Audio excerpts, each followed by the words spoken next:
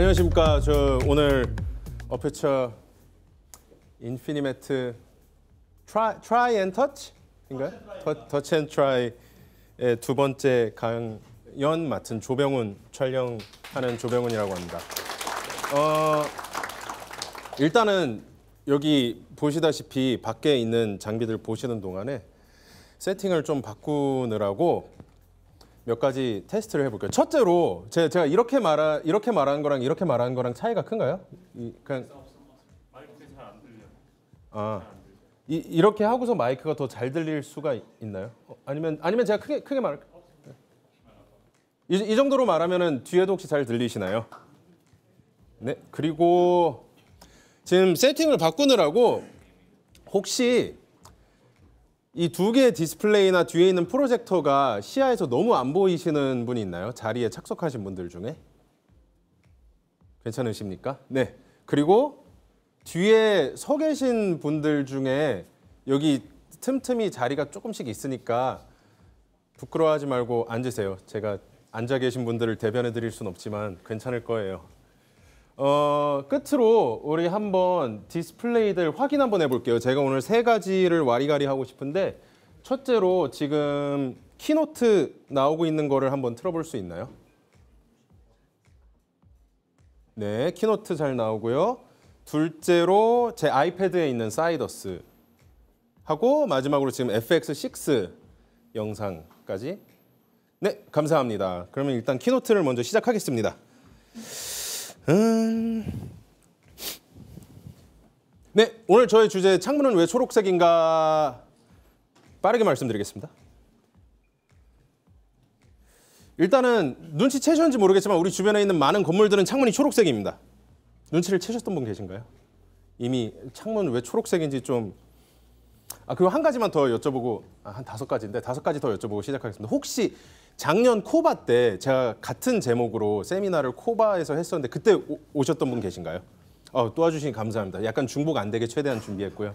그리고 어퍼처에서 진행한 세미나 중에 그 어퍼처 미국계 한국인 시니어 엔지니어인 팀 캉이 한국에서 2번 세미나를 했었는데 그때 혹시 오셨던 분 계신가요? 도와주셔서 감사드립니다. 또 그때랑 또 안 겹치게 하려고 또 열심히 준비했습니다. 유익한 시간이 될 수 있었으면 좋겠습니다. 그래서 창문은 이렇게 뭐 시청 쪽에도 보면 초록색이고 인천공항 쪽에도 보면 초록색이고 우리 주변에 있는 아파트들도 보면 많이 초록색입니다. 아마 이 세빛둥둥 섬도 낮에 보면 초록색이었을 것 같아요.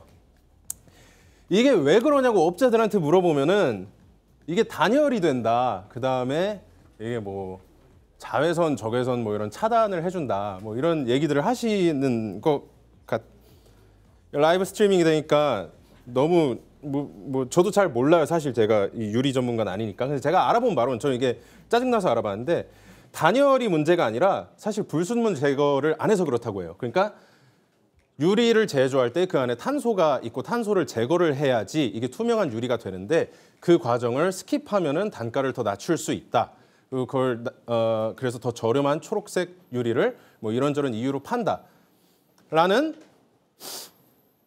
인터넷에서 검색해서 알아본 거에서 되게 신빙성 있는 건 아니고 그냥 인터넷 썰로 그렇습니다. 어찌됐든 우리 촬영, 조명, 영상업계에 있는 우리 입장에서는 창문이 초록색이라는 게 중요해요. 그래서 이게 저희 집에서 한번 사진을 찍어봤는데 우리 집 뷰 되게 좋아하거든요, 제가. 근데 창문을 열면은 이렇게 좌우에 전체적인 틴트가 다른 걸 확인할 수 있어요. 그리고 또 여기서 2배로 촬영할 때 킹 받는 거는 창문을 열면은 이 녹색 창문 2개가 더블이 돼요. 그러면 더블 그린이 돼 버립니다. 그래서 이 창문을 만약에 지금처럼 활짝 열지 않고 한 3분의 1만 열었다. 그러면은 뉴트럴한 데일라이트랑 한 겹의 창문을 투과한 그린라이트랑 2겹의 창문을 투과한 그린라이트가 다 섞여서 옵니다.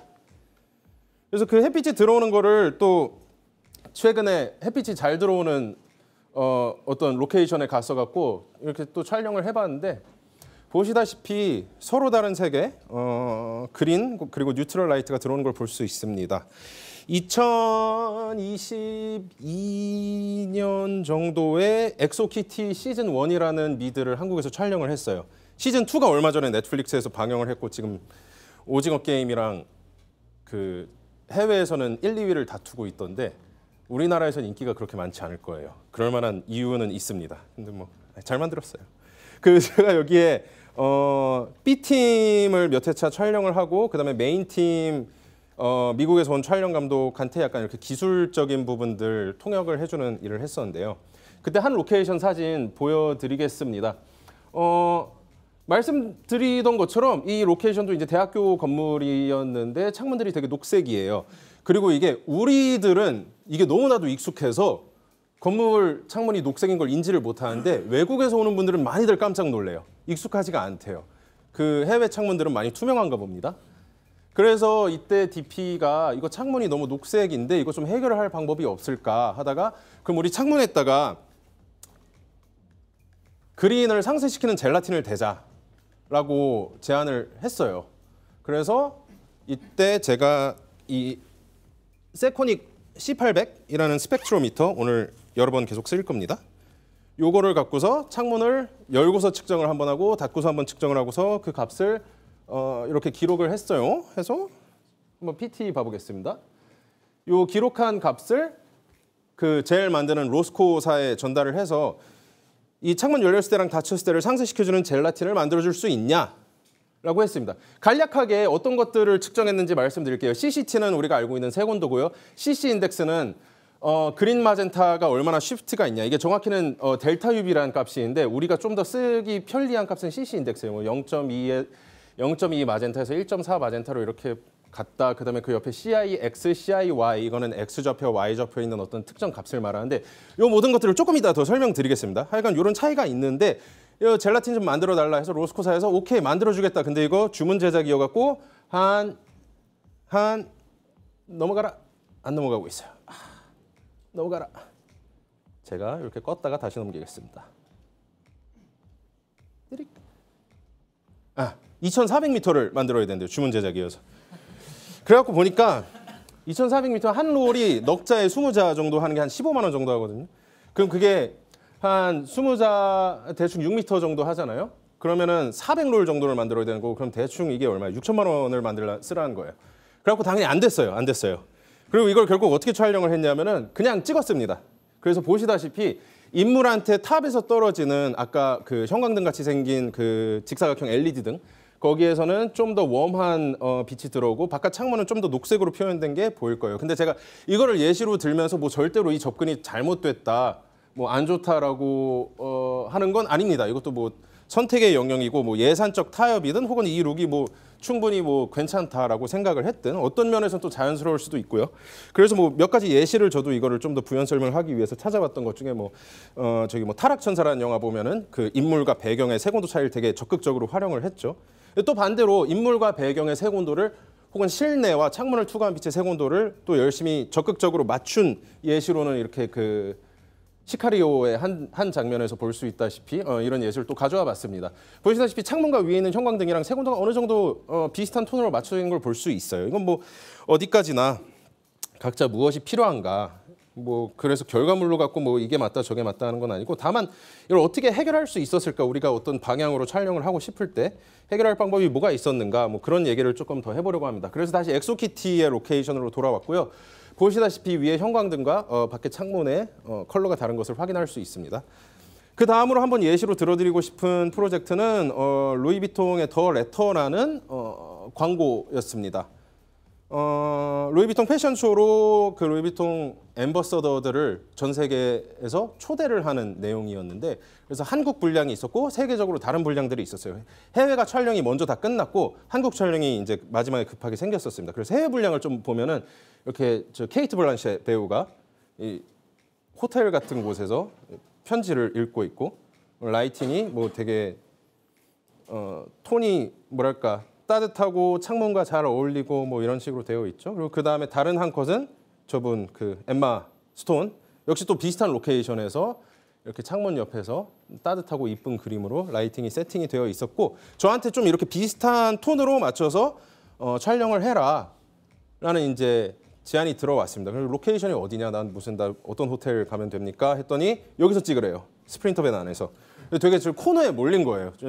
갑자기 이렇게 찍어라. 그리고 참고로 이거 2, 3일 뒤에 바로 프리미어 해야 돼갖고 뭐 색 보정할 시간도 뭐 많지 않다. 이런 얘기들이 있었습니다. 그래서 일단은 되게 이 궁지에 몰려 있었고 이걸 어떻게 찍어야지 좀 그 해외 샷들이랑 톤이 맞을 수 있을까 고민을 많이 했었는데 보시다시피 당연히 그 연예인 밴들, 스프린터 밴들은 썬팅이 엄청 심해요. 그럼 그린이 그만큼 더 많이 낀다는 거고 바깥 창문에서 들어오는 앰비언트도 되게 적다는 거예요.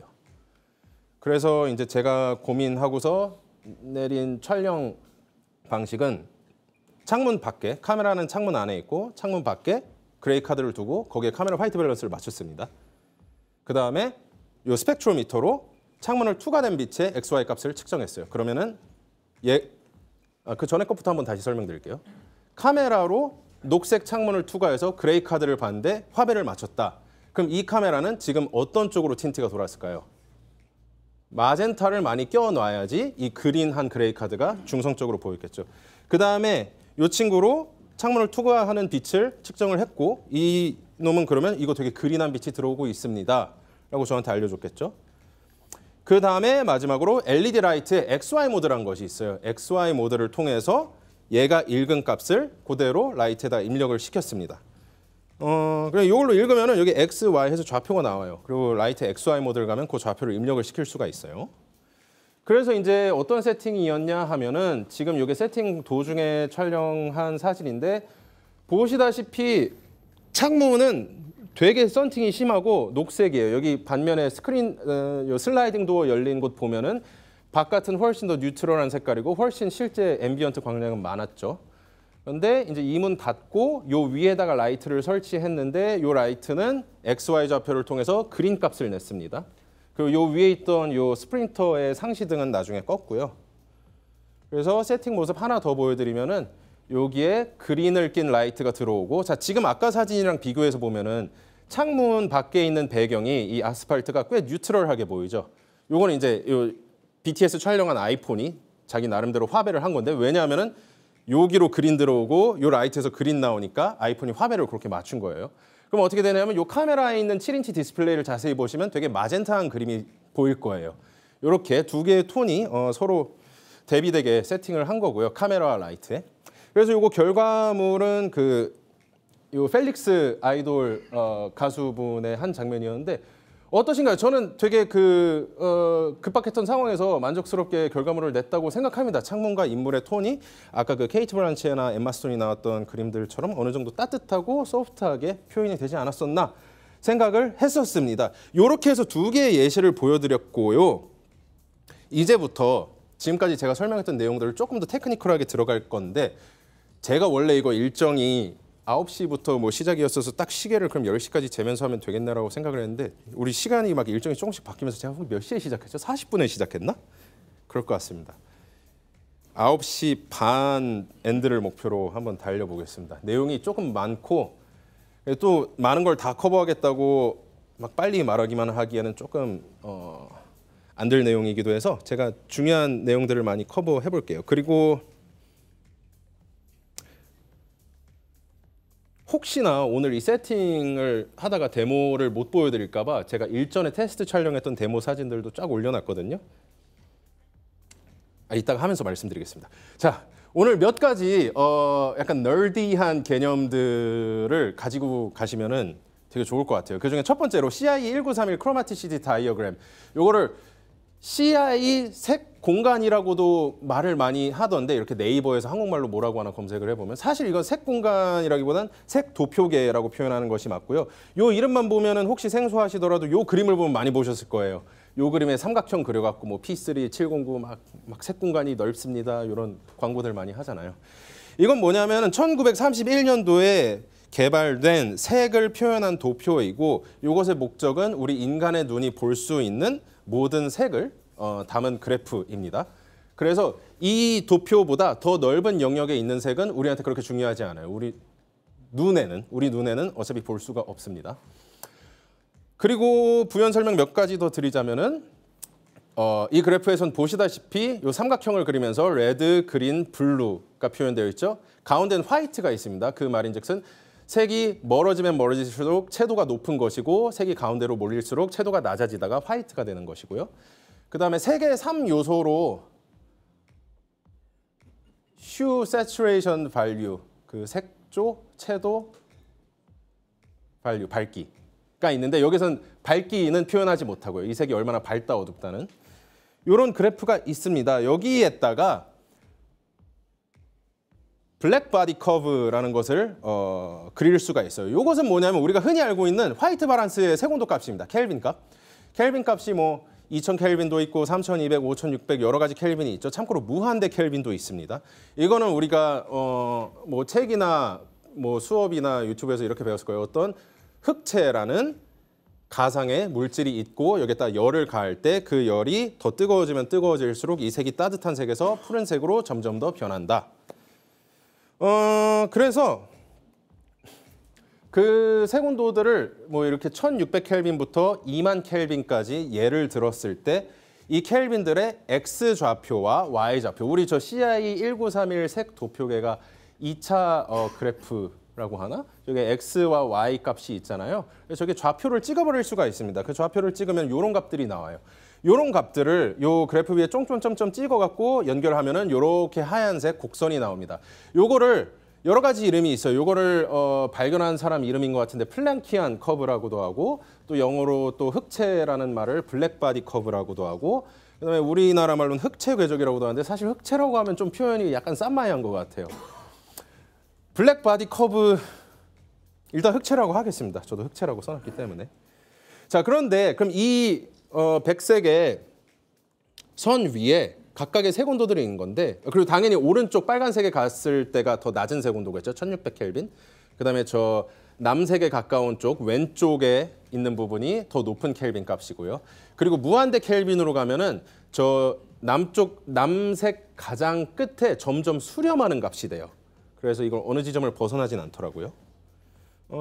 근데 이게 각각의 색온도인데 중요한 거는 색온도라는 어떤 켈빈 값은 이 곡선 위에만 존재하는 건 아니에요. 무슨 말이냐면은 색온도에 존재하는 위치는 이러합니다. 1500 켈빈, 2000 켈빈, 2500 켈빈, 3000 켈빈 하고 제가 직선을 몇 개 그어놨죠. 저 직선 위에 있는 모든 지점들은 각각 그 색온도예요. 지금까지 약간 지루하죠. 이제 슬슬 재밌게 해보겠습니다. 자, 그럼 무슨 말이냐면 예를 들어 볼게요. 우리 많이 쓰는 뭐 6000 켈빈 정도가 보이시죠? 저 왼쪽에서 두 번째 직선. 저 선 어디에 직선 어디에 있든지 6000 켈빈이라 하면은 흑채 궤적보다 위에 있는 6000 켈빈은 그린이 끼고 아래에 있는 6000 켈빈은 마젠타가 껴 있습니다. 그래서 우리가 카메라에서 화이트 밸런스를 잡을 때 색온도를 잡고 그 뒤에 CC 값이 추가로 또 있는 거예요. 그린 마젠타를 조절할 수 있는. 좌우로 움직이면서 켈빈 값, 위아래로 움직이면서 그린 마젠타 값입니다. 그래서 아까 전에 엑소키티 시즌 1에서의 예시를 하나 들어드릴게요. 창문 열렸을 때 값을 찍으면은 저 위치가 되고요. 창문 닫았을 때 값은 저렇게 위치가 됩니다. 약간 더 그린, 약간 더 블루 쪽으로 빛이 가 있는 것을 확인할 수 있죠. 그리고 제가 그 젤라틴을 통해서 하고 싶었던 것은 저 좌표를 오른쪽으로 더 밀어내는 거고요. 그다음에 이게 지금 보다시피 흑채 궤적 위에 있지 않아요. 그래서 아까 그 보여드렸던 직선을 그으면은 이런 모양으로 각각 6000 켈빈, 7300 켈빈을 보여줍니다. 그런데 이쯤에서 의문이 하나 생겨야 돼요. 뭐냐면은 자세히 보시면은 창문 열려서 측정을 했을 때 저 좌표가 흑채 궤적 위에 있지 않습니다. 약간 더 위에가 있죠. 요것이 왜 그럴까요? 요거 왜 그러냐면은 바로 설명드릴게요. 제가 뭐 증정드릴 사은품도 저는 따로 없어서. 스탠다드 일루미넌트 표준 광원이라는 개념을 설명 먼저 드리겠습니다. 뭐냐면은 요것은 흑채의 한 예시예요. 태양이라고 하고요. 우주에서 보면 요거는 아주 뜨겁게 빛나고 있는 구체입니다. 그래서 태양을 우주에서 측정을 했다면은 뭐 5600 켈빈이려나? 그게 흑채 궤적 위에 올라가 있을 거예요. 그런데 요 태양이 지구의 대기를 뚫고 들어오면서 약간씩 그린 시프트가 생깁니다. 0.004 델타 UV 값이라고 해요, 요거를. 그 값만큼의 오차가 있기 때문에 우리가 일상생활 혹은 촬영, 일상생활 말고 정확하게 촬영을 할 때에는 5600 켈빈으로 흑체 궤적에 맞는 색온도 값을 갖고 바깥에서 촬영을 하면은 그린 시프트가 있을 거예요. 그럼 우리가 이걸 어떻게 해결하냐? 이미 다 해결해 놨어요, 사람들이. 카메라 만드는 똑똑한 분들이. 그게 바로 스탠다드 일루미넌트 표준 광원입니다. 이것도 여러분들이 이미 다들 한 번씩 들어보셨을 텀이에요. 뭐냐면 예를 들어서 가장 대표적인 표준 광원 D65 그리고 D55 이 모든 것들이 태양이 우리 대기에 뚫고 오는 것을 감안을 해서 측정을 한 값이고요. 그래서 흑체 궤적은 이렇게 있고 표준 광원은 이렇게 있습니다. 너무 작아서 안 보일까 봐 제가 조금 확대했습니다. 흰 선이 흑체 궤적, 빨간 선이 표준 광원입니다. 그래서 어떤 가장 이상적인 어떤 대기의 공해를 받지 않은 순수한 빛의 색온도는 흑체 궤적 위를 따라가고 대기를 투과한 빛들은 표준적으로 평균적으로 저 정도 값이다라고 빛 연구하는 분들이 만들어 놓은 값이에요. 그래서 이게 뭐 저도 일일이 다 기억하고 있지는 않는데 뭐 D93으로 가면은 뭐 해질녘인지 뭐 구름낀녘인지 뭐 그걸 기준으로 했다라고 하고 뭐 D50으로 가면 뭐 해가 뭐 높을 때라든지 쨍쨍하다든지 뭐 그런 식으로 뭐 이런 표준값들이 다 있더라고요. 그러면은 저 여기서 한 가지 설문조사만 해보고 싶은데 혹시 모두들 영상 업계에 어떻게든 계신 분들이겠지만 카메라와 조명을 극단적으로 나눠서 봤을 때 본인이 좀 더 카메라 쪽에 가깝다라고 하시는 분 계시나요? 그리고 알겠습니다. 그리고 조명 쪽에 가까워 보신 분 알겠습니다. 다들 와주셔서 감사드립니다. 카메라부터 간단하게 설명드릴게요. 카메라에서 우리가 색온도를 바꾸잖아요. 화이트 밸런스를 3200에서 5600 켈빈으로. 그러면은 제조사마다 달라요. 근데 웬만해선 이들이 3200 켈빈으로 세팅을 했을 때는 얘네가 텅스텐 광원을 쓰고 있다. 텅스텐은 흑체 궤적 위에 있는 라이트다. 그렇기 때문에 흑체 궤적에 맞게 밸런스가 되어 있고요. 우리가 5600 켈빈 정도로 가면은 얘네들이 데일라이트에서 찍고 있구나. 그렇기 때문에 D55, D65 요 표준 광원에 맞추자. 이렇게 돼 있습니다. 참고로 요 표준 광원은 4000 켈빈까지밖에 없어요. 그 밑으로 없습니다. 그래서 우리가 색온도 카메라 색온도를 3200에서 쭉쭉 올려서 3800, 4300 이렇게 가면은 어느 지점에선가 블랙바디에서 흑체 궤적에서 표준 광원으로 넘어가는 지점이 있어요. 이거는 각각 제조사가 알아서 하는 거기 때문에 그게 정확히 어디인지는 저도 뭐 일일이 알아보진 않았습니다. 둘째로 우리 LED 라이트들 중에 일반적으로 색온도를 만지는 기능이 있어요. 이거는 일반적으로 흑체 궤적을 고려해서 만들었지 표준 광원을 고려해서 만든 라이트는 들어보지 못했었습니다 하는데 저런 라이트들이 나왔어요. 그래서 저것도 조금 이따 설명드릴게요.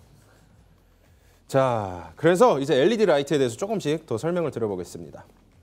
일단은 LED 라이트에 너무 많은 좋은 기능들이 있잖아요. 근데 이제 가장 심플하게 백색광부터 한번 가볼게요.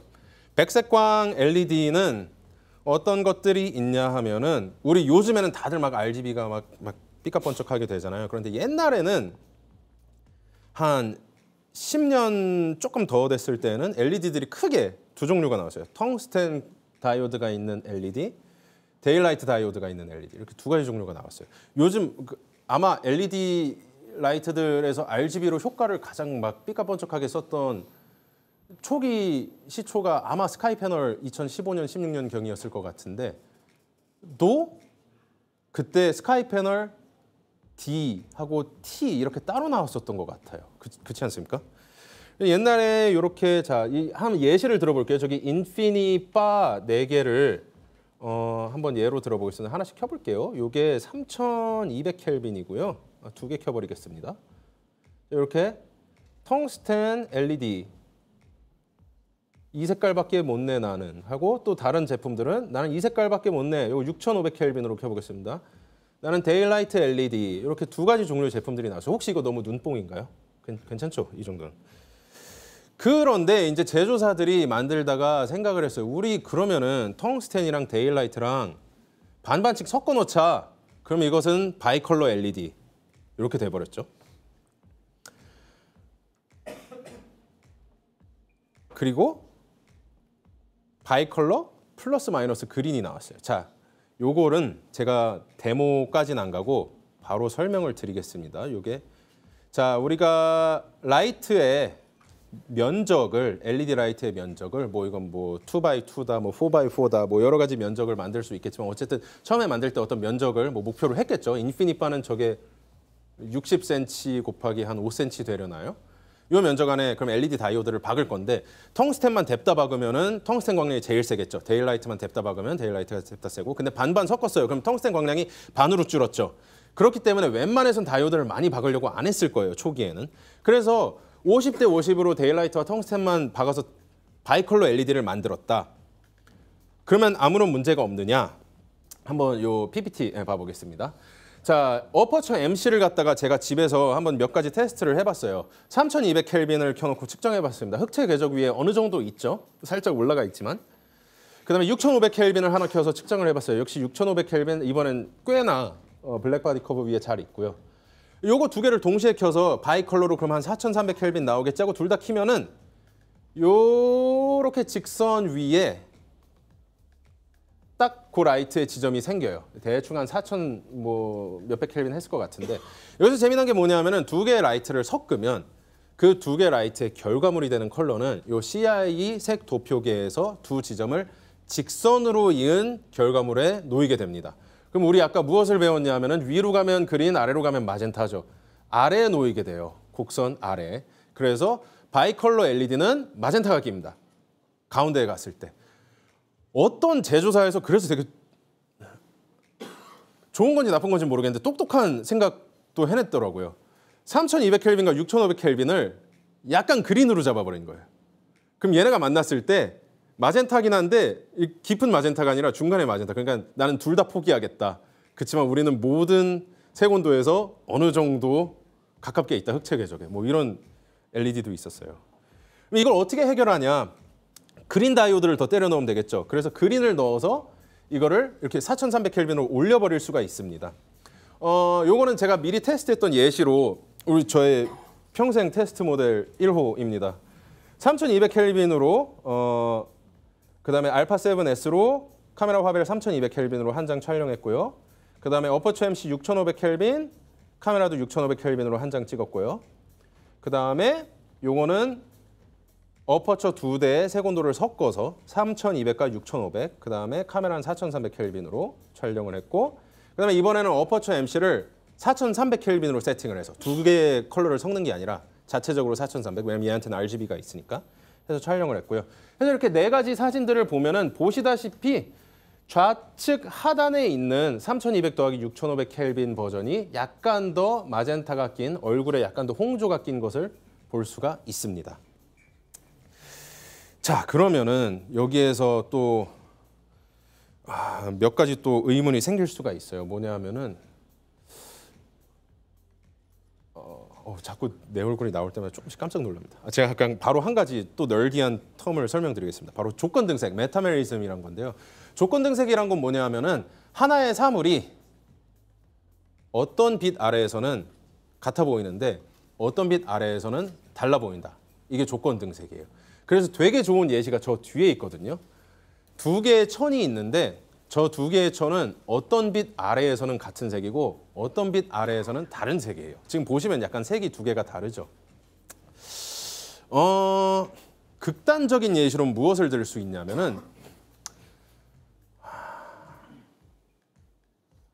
피부가 어두운 친구와 피부가 밝은 친구와 피부가 노란 친구와 빨간 친구가 모두 다 빨간 빛 아래에 서 있으면 모두가 빨개 보여요. 근데 이 친구들이 데일라이트 앞으로 나가면은 각자의 다채로운 피부색이 보이기 시작합니다.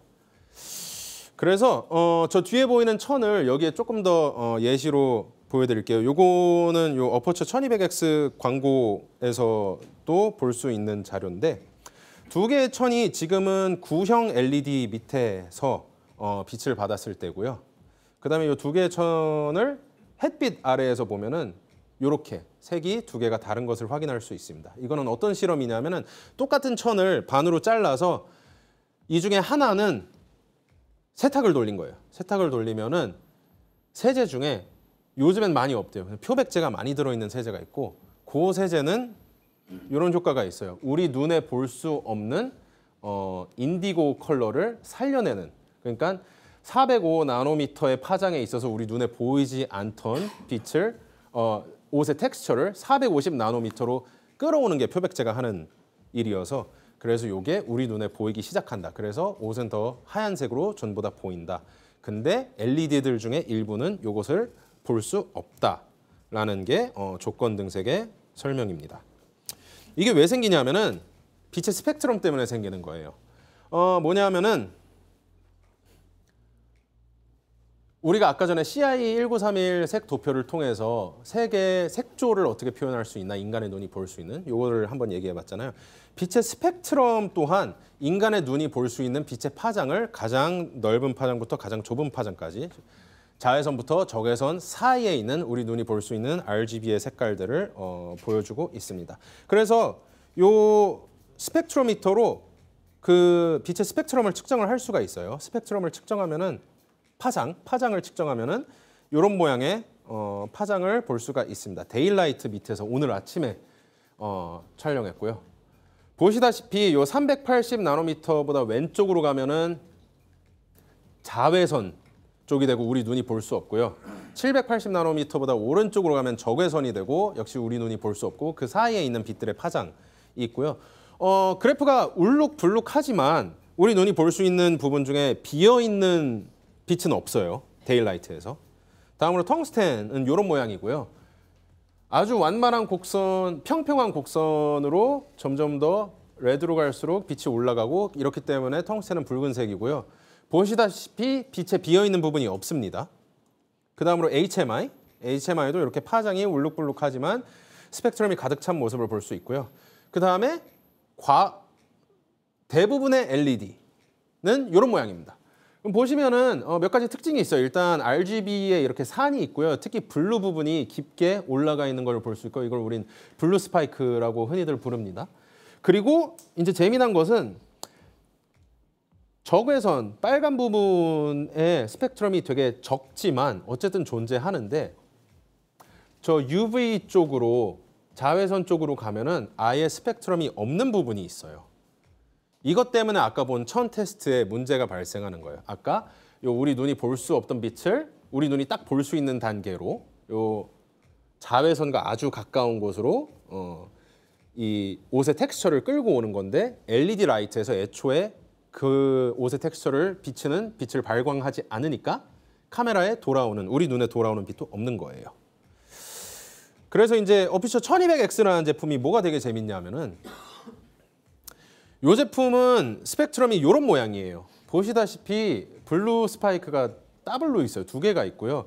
그 두 번째 스파이크 때문에 저 자외선에 가까운 부분의 스펙트럼이 빛이 있는 것을 확인할 수가 있습니다. 한번 기존 600C 이게 제가 되게 어려웠어요. 어쨌든 하나의 LED를 까야 되기 때문에 1200X가 더 좋다를 표현하거든요. 그래서 단종된 제품으로 골랐습니다. 근데 오늘날 시중에 있는 대부분의 LED들이 99%의 LED들이 지금 우측에 있는 예시처럼 인디고 쪽의 스펙트럼이 존재하지 않아요. 그렇기 때문에 우리가 데일라이트에서 LED를 사용을 하면은 미세하게 뭔가 톤이 다른 느낌이 들고 있었던 겁니다. 그러면 1200X는 어떻게 해서 요 스펙트럼을 더 풍부하게 만들었냐? 얘는 화이트 다이오드를 사용한 1200X니까 바이컬러 LED라고 하거든요. 얘는 데일라이트와 텅스텐 다이오드로 만든 게 아니라 이런 컬러들의 다이오드로 바이컬러 LED를 만든 거예요. 되게 특이한 접근이죠. 블루 라임 앰버 인디고 레드입니다. 그래서 아까 보여드렸던 요 천 광고를 한국에서 사실 촬영을 했어요. 그래서 이게 그때 촬영할 때 팀 캉이라는 한국계 어퍼처 시니어 엔지니어고요. 그리고 여기 열심히 일하고 있는 저의 모습이 있고 그리고 여기 자세히 보면 5번째 인물이 저 뒤에 환하게 웃고 있습니다. 어퍼처 김창수 매니저님. 라이트의 이 퀄리티에 만족을 해서 크게 웃고 계시고요. 그래서 여기에서 테스트했던 결과물, 오늘 우리가 밤에 이거를 하기 때문에 데일라이트로 비교를 못 해드리니까 이 테스트는 이렇게 지난번에 했던 테스트 결과물들로 보여드릴게요. 데일라이트 하에서는 두 개의 천이 색깔이 다른데 기존 LED 밑에서는 두 천 다 이런 누리끼리한 색깔로 표현이 됩니다. 그런데 1200X로 밝히면은 다시 두 천의 컬러의 차이가 나는 것이죠. 그럼 이게 천에만 발생한 게 아니라 우리 사람들도 요 형광 물질 발산을 하거든요. 빛에 반응을 하거든요. 그래서 인물들의 피부톤도 데일라이트일 때와 기존의 LED일 때 이런 차이가 생기고요. 이 빛의 그라데이션을 일일이 다 보지 못하니까 더 단조로워져 보이는 것이죠. 더 다채로운 색이 죽어버리고 1200X로 라이트를 했을 때 다시 인물 피부톤도 좋아지고 특히 일부러 흰색 옷을 입혔는데 흰색 옷의 이 그라데이션이 더 살아있는 느낌, 컬러의 그라데이션이 이걸 확인할 수 있습니다. 그래서 1200X가 제가 그 라이트들을 되게 막 대단하다라고 생각을 잘 안 하려고 하는데 저건 약간 작정하고 만들었더라고요. 그 널디함이 잔뜩 묻어 있어요. 어떤 기능이 있냐면은 이거 아까 그래프 기억나시죠? 이 흑채 궤적과 표준 광원인데 라이트에 그 기능이 있어요. 그래서 혹시 이미 써보셨던 분들은 이 기능 뭐지? 언제 쓰는 거야? 라고 생각을 하셨다면 이때 쓰시면 됩니다. 라이트에서 무슨 모드였더라? 무슨 모드 들어가면은 블랙 바디 커브 모드가 있고 스탠다드 일루미네이션 커브라고 돼 있나 아니면 D65라고 돼 있나 둘 중에 하나일 거예요. D65라고 돼 있던 것 같아요. 선택을 하면은 블랙 바디 커브 모드에서는 흑채 궤적을 따라서 라이트가 빛을 발산하고 D65 모드에서는 표준 광원을 따라서 빛을 발산하고요. 그래갖고 제가 얘네 이거 진짜야 하고 측정을 해봤어요. 측정을 해봤더니 이렇게 두 개의 십자가로 이렇게 표시를 했는데 밑에 있는 게 블랙 바디 모드에서 측정한 5600 켈빈. 그다음에 위에 있는 회색 크로스가 D65 모드에서 측정한 5600 켈빈이었고요. 정말로 이 두 개가 흑채 궤적과 표준 광원 그래프를 따라서 라이트의 성질을 바꿔주는 것을 확인할 수가 있었습니다. 다음 슬라이드 3개만 뛰어넘겠습니다. 아까 다 설명했던 내용이에요. 자, 그 다음에 이게 또 얼마나 열심히 고민해서 만든 라이트인가. 참고로 저 이거 오늘 주제에서 그 뭐 김창수 매니저님이 이거 홍보 이렇게 해주세요라고 한 거 절대 아니고 제가 어떤 얘기를 하면 좋을까 하면서 라이트 좀 테스트해보게 주세요 해서 받은 다음에 테스트 하다가 이게 프레젠테이션이 이렇게 된 거예요. 제가 이 라이트를 홍보할 의무나 뭐 그런 건 전혀 없는데 진짜 좋아서 말씀드린 겁니다. 자, 다시 우리 요 색온도들의 그래프를 보면은 말씀드렸다시피 어떤 화이트 값을 어떤 빛의 색온도 값은 곡선 위에 있냐 아래에 있냐에 따라서 그린 마젠타 시프트가 있을 수 있죠. 근데 이 그린 마젠타를 우리가 과거에는 어떻게 보정을 했냐면 컬러젤을 통해서 보정을 했습니다. 그런데 1200X의 컬러젤 모드가 또 기똥차요. 여기 요거는 제가 그냥 바로 한번 켜보겠습니다. 어떻게 켜볼 거냐면은 자 보자. 한번 FX6 그림으로 우리 넘어가 볼게요. 일단은 요 600C 단종된 모델 하지만 좋은 라이트입니다. 요거를 켰을 때 그림이고요. 만약에 우리가 아까 그 엑소키티의 한 장면처럼 창문이 너무 그린해서 창문에 마젠타를 대고 싶다. 그러면은 요 풀 마이너스 그린 젤라틴입니다. 요거를 앞에다가 대겠죠. 요거 대기 전에 한번 측정해 볼게요.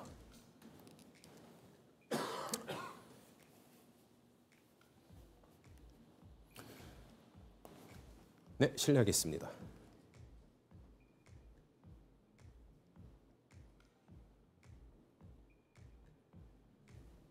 조금 더 가까이서 측정해 보겠습니다. 잡광이 섞여서. 뭐 얼마나 잘 보이실지 모르겠지만 이러면 보이나? 제가 그냥 읽어드릴게요. 오 좋다. 5280 켈빈에 뭐 8분의 1 플러스 그린을 대라. 뭐 이런 얘기를 하고 있는데 어쨌든 5280 켈빈 정도입니다.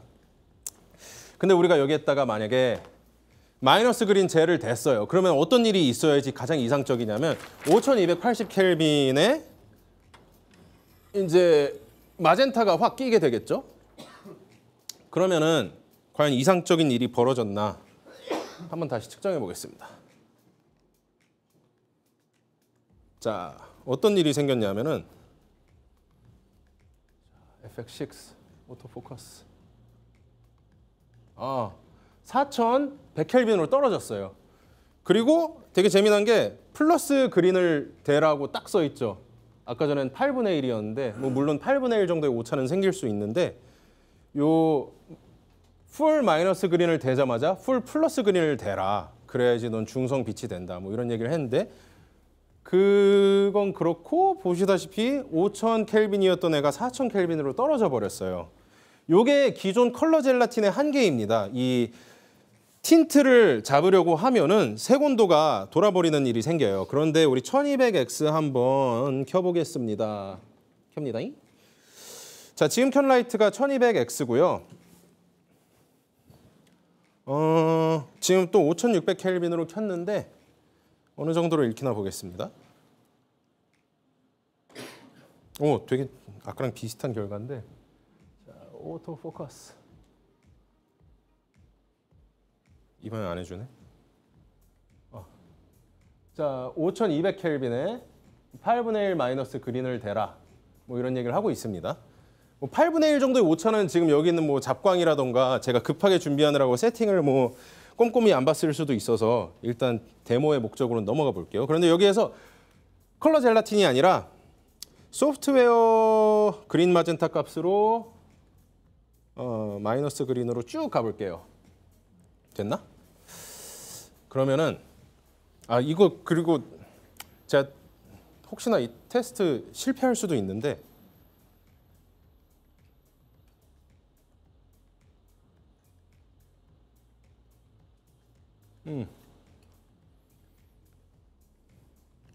자, 보시다시피 자, 수동으로 돌리자. 색온도가 5100 켈빈 정도에 가까이 유지되어 있는 걸 볼 수 있습니다. 그 다음에 밑에 2분의 1 플러스 그린 더하기 4분의 1 플러스 그린을 해라. 그러니까 약간 8분의 1에서 4분의 1 정도의 오차가 있는 거는 확인할 수 있는데 그건 아까 말씀드렸던 것처럼 지금 충분히 통제된 상황이 아니어서 그렇고 보시다시피 마젠타를 많이 넣어도 색온도가 돌지 않는 것을 확인할 수가 있어요. 약간 여기에서 전 뭘 느꼈냐면 이거 만든 사람들이 작정하고 만들었구나. 그런 느낌이 있더라고요. 왜냐하면 이거를 이제 제가 집에서 테스트할 때는 텅스텐 광에 비교를 해봤는데 그래프를 보시면 조금 더 느낌이 올 거예요. 한번 키노트 파일에 그래프를 보면은 자 텅스텐을 그냥 색온도계로 찍었을 때 좌표고요. 거기에다가 마이너스 그린 젤을 댔을 때 좌표입니다. 보시다시피 이 직선 방향을 따라서 이동을 해야지 색온도가 유지가 되는 건데 색온도가 확 틀어져 버렸어요. 근데 1200X 녹색 3200 켈빈으로 찍으면은 저렇게 비슷한 위치에 갔는데 여기에다가 플러스 마이너스 그린 기능을 써서 다시 측정을 하면은 요렇게 요 직선 방향을 따라서 이동을 하는 걸 볼 수 있어요. 이게 보시다시피 이 직선이 다들 똑같이 뭐 45도 각도로 되어 있는 게 아니라 이게 이 곡률 변화에 따라서 직선의 각도가 다르거든요. 이거를 5600 켈빈에서도 그 결과는 비슷했어요. 이거를 다 일일이 고려해서 만들었더라고요. 그래서 이런 거에서 되게 작정하고 만든 라이트구나 라는 생각이 들었습니다. 그래서 백색광 LED는 기존의 텅스텐 데일라이트 혹은 두 개의 바이컬러 거기에 한 개 이 직선으로 이어지는 문제 때문에 뭐 그린 마젠타도 들어갔고 했는데 어퍼처는 이번에 이걸 블레어 엔진이라고 부르는 것 같아요. 여기에 오히려 데일라이트와 텅스텐이 아닌 이런 5가지 색깔을 섞어서 만든 바이컬러 LED를 내놨다라는 거를 한번 설명드리고요. 그 다음에 지금 9시 반까지 딱 10분 남았는데 지금 요 백색광 설명하는데 50분 걸렸는데 이제부터 컬러거든요, 사실. 10분 컷, 15분 컷 해보겠습니다. 자, 컬러 LED는 여기에다가 이제 이 면적 안에다가 RGB를 때려 넣자 해서 시작을 하는 거예요. 그런데 아까 말씀드렸던 것처럼 당연히 데일라이트와 텅스텐으로 반반 나눠도 광량이 떨어지는 건데 RGB까지 때려 넣으면은 그 광량은 더 떨어지겠죠. 그러면은 RGB만 갖고 모든 색깔을 만들면 되지 않냐? 그런데 우리가 사용하는 대부분의 컬러 LED들은 두 번째처럼 RGB 화이트인 경우가 많아요. RGB를 다 섞으면 근데 화이트가 되잖아요. 근데 그러지 않고 화이트를 굳이 넣어요. 그리고 어떤 LED들은 RGB 화이트들이 있어요. 제가 좋아하는 LED들은 그쪽인데 무슨 차이냐면 RGB 화이트는 RGB 더하기 4300켈빈의 다이오드를 넣고 그래서 백색광은 4300인데 여기에다가 레드를 더하면은 뭐 텅스텐광이 되고 블루를 더하면은 뭐 데일라이트가 되고 이런 방식이고요. RGB WW는 텅스텐 화이트와 데일라이트 화이트가 있어서 텅스텐을 하면 요 텅스텐 광만 켜지고 데일라이트 하면 데일라이트 광만 켜지고 RGB를 섞어갖고 그 사이사이 값들을 또 채우고 또 RGB의 또 알록달록한 색깔들을 표현하는 것입니다. 테스트 자료 보여드리겠습니다. RGB 각각 켜면은 이렇게 켜지고요. 스펙트럼을 측정을 해보면은 R, G, B입니다. 당연하죠. 그럼 우리가 RGB만 있는 LED를 갖고서 모든 색깔을 한번 만들어 볼게요. R과 G, 레드와 그린을 섞으면 옐로우, 레드와 블루를 섞으면 보라색, 그린과 블루를 섞으면 사이엔이 나오겠죠. 이렇게. 나옵니다. 돼요. 그런데 스펙트럼을 재면은 레드와 그린, 블루와 레드, 그린과 블루입니다. 그럼 어떤 거를 눈치채실 수 있나요? 보시다시피 스펙트럼의 사이 값이 사실 우리가 원하는 색깔인데 그 사이 값이 비어 있어요. 그래서 혹시나 이런 경험들이 있으시지 않나요? 어떤 컬러가 화려한 뭐 클럽씬이라던가 이런 걸 촬영을 하는데 눈에 봤을 때 채도는 되게 이쁜데 카메라에 대면 뭔가 색이 빠진 것 같아. 이거 룩업 테이블이 뭐 좀 색을 빼는 건가? 뭐 이런 경험들이 있으실 건데 이런 이유 때문에 그렇습니다. 두 개의 색을 섞으면은 그 사이에 스펙트럼이 뿅 하고 생기는 게 아니에요. 그 다음에 이걸 CI1931 도표에서 보면 또 재미난 일이 생겨요. 자, 레드 값을 찍고 그린 값을 찍고 블루 값을 찍어서 요걸 삼각형으로 이으면은 이 LED 라이트가 갖고 있는 색 공간이 표현됩니다. 우리 뭐 카메라 홍보할 때 뭐 P3 색 공간 해서 막 삼각형 나오죠. 그것처럼 LED들도 각각 표현할 수 있는 색의 공간이 있어요. 그런데 아까 백색광 설명드릴 때 말씀드렸던 것처럼 두 개의 색을 섞은 결과값은 직선상에 놓이게 됩니다. 무슨 말이냐면 레드, 블루, 그린을 각각 섞어서 컬러를 만들면은 지금 연두색 십자가 제가 새로 만들었거든요. 아까 보여드린 혼합된 값들은 저 선상들의 위치예요. 그리고 처음 설명드렸던 것처럼 CI1931 색도표에서는 밖으로 벗어날수록 채도가 높아지는 건데 지금 이 RGB 라이트에서 가장 채도가 높은 지점은 그러면 이 삼각형의 꼭지점, 레드, 그린, 블루가 되고 그 사이에 어떤 값도 얘보다 더 채도를 벗어나지 못하는 거예요. 그래서 한번 또 여러 가지 테스트를 해봤는데 로스코의 스트라로 셀렉션이라는 컬러 젤이 있죠. 요거를 뭐 어떤 이유가 있어서 선택한 건 아니고 그냥 어퍼처 MC 중에 어떤 젤 모드를 선택하면 제일 다양한 컬러를 빨리 호로록 넘길 수 있을까 해서 요 젤 모드로 이게 알록달록 색깔이 다 있거든요. 그래서 호로록 넘겨봤어요. 그래서 이거 제 평생 테스트 모델 2호입니다. 레드, 오렌지, 옐로우, 그린, 사이엔, 아주르, 블루, 인디고, 바이올렛, 마젠타. 이거 다 어퍼처 MC의 그 젤 모드에서 이런 여러 가지 컬러 옵션들을 촬영하고 좌표를 찍어봤어요. 어떤 일이 있냐면은 요것들이 그 각각 컬러의 좌표예요. 이 삼각형을 절대로 벗어나지 않습니다. 절대로. 자, 그러면은 지금 또 재미난 테스트를 하나 해볼게요. 아마 오늘의 마지막 테스트. 자, 지금 1200X를 끄고 자 600C를 한번 켜보겠습니다. 600C 그리고 젤라틴은 없이. 그리고 자 600C의 뭐 RGB는 알아서 잘 표현이 되겠죠. 예를 들자면은 자 뭐 XY 모드로 가서 여기 혹시 제 아이패드도 지금 보이죠? 자 이렇게 그린, 레드, 블루 뭐 다 있죠. 그런데 제가 한번 옐로우를 만들고 싶어요. 그러면은 자 지금 요 옐로우를 제가 요 화면 우측에 동그라미 주황색 하나 있고 그 밑에 XY 값 보이시죠? 제가 최대한 오른쪽으로 더 당겨 보려고 하면은 이렇게 X 값이 낮아지거나 Y 값이 낮아지거나 해서 이 선을 더 이상 넘지 못해요. 이 상태에서 혹시 다들 눈으로 이거는 요 정도 보여드릴 테니까 이제 한번 FX6 영상을 봐볼게요. 예. 오, 이렇게 되는구나. 좋습니다. 자, 제가 최대한 채도가 높은 옐로우 한 지금 정도? 아니면은 이게 더 옐로우, 이건 너무 오렌지하죠? 어쨌든 이 선상 어딘가에서 이 라이트의 최대 옐로우가 나왔을 거예요. 대충 지금 보셨던 옐로우를 기억하시고 제가 재미난 현상을 하나 보여드리겠습니다. 얘를 갖다가 잠깐 요거 다시 옐로우에 놔두고 요거 기억하시는 동안에 좀 더 옐로우 같은 색으로 잠깐 넣을게요. XY 자, 옐로우 이 정도. 제가 원래 차 트렁크에 젤라틴 한 8개 가져왔는데 시간 관계상 딱 2개, 제일 재미난 거 2개만 보여드리려고 2개 골랐습니다. 요거 오클라호마 옐로우라는 젤이고요. 그 리필터 거고 그 젤라틴 제조사 스펙들 보면은 젤라틴들의 XY 좌표가 다 나와 있어요. 그래서 이 젤라틴 XY 좌표 중에 어떤 게 이 LED한테 좀 제일 표현하기 어려울까? XY 좌표가 좀 평균적인 LED의 범위를 벗어난 게 어떤 걸까? 하다가 이렇게 샛노란 옐로우가 있더라고요. 자, 이거를 어떻게 할 거냐면은 600C를 데일라이트로 켤게요. 데일라이트 뿅. 아니다, 3200켈빈으로 켤게요. 아니다, 더 세곤도 낮게. 이렇게 켜고 지금 2300켈빈으로 켰고요. 지금에서 이 젤라틴을 대면은 이 테스트들이 아까 제가 실패할 수 있다고도 말씀드렸잖아요. 왜 그러냐면 저도 대부분 이 카메라 모델과 라이트와 색온도계가 다 있는 환경에선 많이 못 해봐요. 돈이 그렇게 안 되니까. 그래서 실패할 수도 있는데 한번 봐볼게요. 자, 요게 옐로우입니다.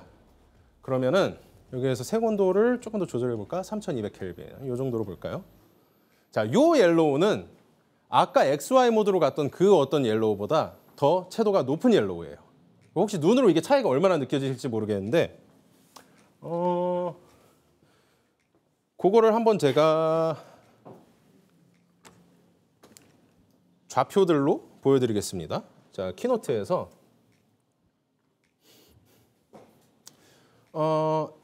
어퓨처 MC로 똑같은 노력을 해봤어요.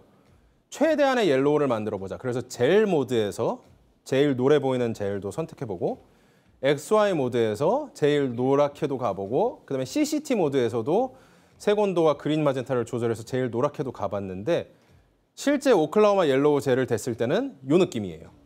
요 느낌은 절대 나지 않아요. 그러면 웃긴 건 뭐냐면은 왜 우리가 LED에서 온갖 기능을 써서 옐로우를 만들 때는 안 나오는 기능이 젤라틴을 댔을 땐 나오느냐. 자, 요 세 개의 녹색 십자가는 아까 보여드렸던 젤 모드, XY 모드, CCT 모드로 옐로우를 만들었을 때고 설명드렸던 것처럼 저 RGB 삼각형의 직선상을 절대로 넘어가질 못해요. 최대한 끝에 가 있지. 오클라호마 옐로우 젤을 가면 이게 어디로 가냐면 저기로 가버립니다. 이 선상을 넘어가요. 이게 왜 그러냐면은 아까 보여드렸던 LED의 스펙트럼이 있죠. 그리고 구형 LED들은 인디고 부분이 비지만 어쨌든 이 RGB의 가운데 부분이 어느 정도 차 있습니다. 거기에서 젤라틴을 대면 요 색만 빼고 나머지를 잘라버리는 거예요. 그래서 요런 모양의 스펙트럼이 됩니다. 아까 뭐 이렇게 삼각형의 세 개의 곡선이 막 있었죠. 블루 스파이크가 있었고 그게 다 잘라지는 거예요. 왜냐? 백색광 위에 나머지는 다 끊어버렸으니까. 백색광은 애초에 풍부하게 있었으니까. 그런데 다른 컬러 기능들로 요 옐로우를 만들려고 하면은 요것만 하는 거죠. 요 사이가 풍부하게 껴 있어야 되는데 그러질 못하는 거예요.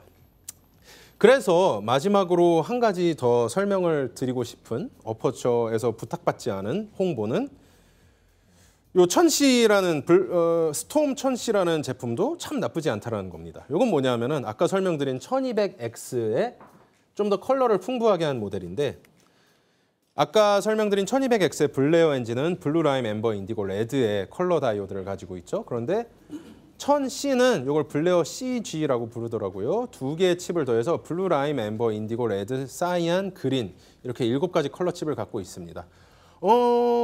참고로 아까 처음에 말씀드렸던 것처럼 같은 면적의 LED 안에 더 많은 컬러의 다이오드를 때려 박으면은 당연히 광량이 손실되거나 발열이 있거나 뭐 이런 문제들이 있겠죠. 그래서 되도록 많은 컬러를 안 때려 넣으려고 하지만서도 이렇게 7개나 때려 놓고 뭐 저 정도 크기에 뭐 어느 정도의 광량이 확보가 된다는 걸 보면은 그만큼 뭐 기술력이 발전했구나. 뭐 제가 뭐 정확한 엔지니어링의 배경은 알지 못하지만 라는 생각을 해봅니다.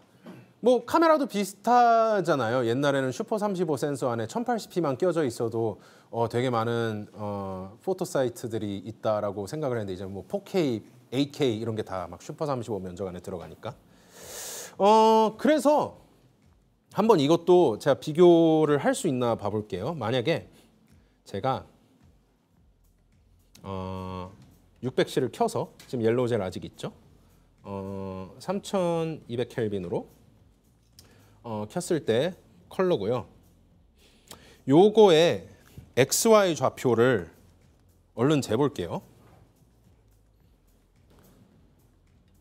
디퓨전 가기 전으로 재보겠습니다. 그러면은 XY 좌표가 526, 459 반올림에서 53, 46이라고 생각해 보겠습니다. 이 정도가 나오는데 한번 제가 1200X로 옐로우가 어느 정도 1000C로 옐로우가 어느 정도 표현이 되나 봐보겠습니다. 1000C를 켜고요. XY 모드로 가서 아까 53 5346 한번 가보겠습니다. 갈 수 있나?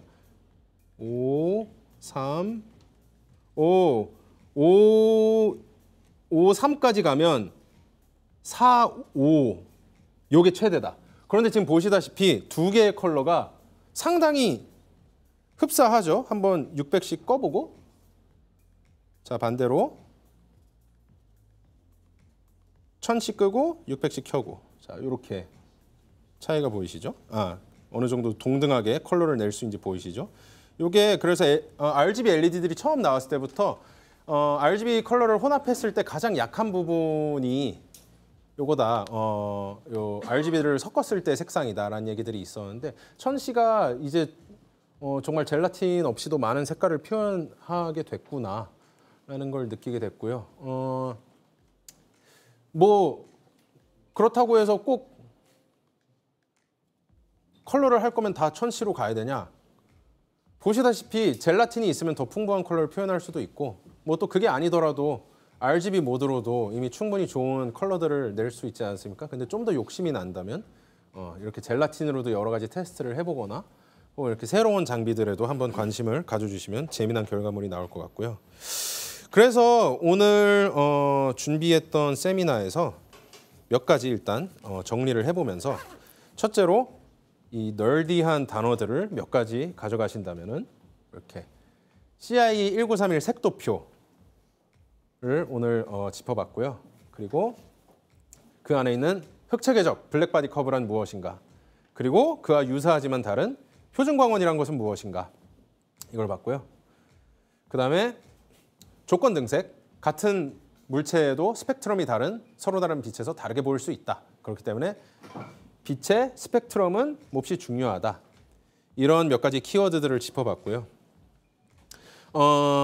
개념들 몇 가지 또 보자면은 LED 라이트와 XY 좌표를 활용하여 효율적 컬러 제조가 가능하다. 근데 두 컬러를 혼합했을 때 그 값은 두 컬러의 직선상에 놓이게 된다. RGB를 통해서 컬러를 혼합하면 RGB 삼각형의 바깥으로 나가지 못한다. 그 컬러는 RGB 삼각형 안에 존재한다. 그렇기 때문에 LED 라이트가 모든 것을 할 수 있다라고 생각하지 말고 그 한계를 알고 대비를 해야 한다라고 저는 생각합니다. 이거의 가장 좋은 방법은 당연히 매번 테스트를 하는 것이고 혹은 촬영 때 어떤 경험을 쌓고 그러다가 어떤 촬영 현장 혹은 테스트에서 약간 만족스럽지 못한 일을 발견하시면은 문제를 한번 왜 그런지 알아보고 하는 좀 더 이 장비들에게 이 크리티컬한 접근이 중요하지 않나 생각을 하고요. 어퍼처 블레어의 성능으로 이전 LED들의 한계점을 어느 정도 극복을 할 수 있습니다. 아주 제가 앞으로 좋아하게 될 제품인 것 같고요. 마지막으로 창문은 불순물로 인해서 초록색이라고 합니다. 이상입니다. 감사드립니다.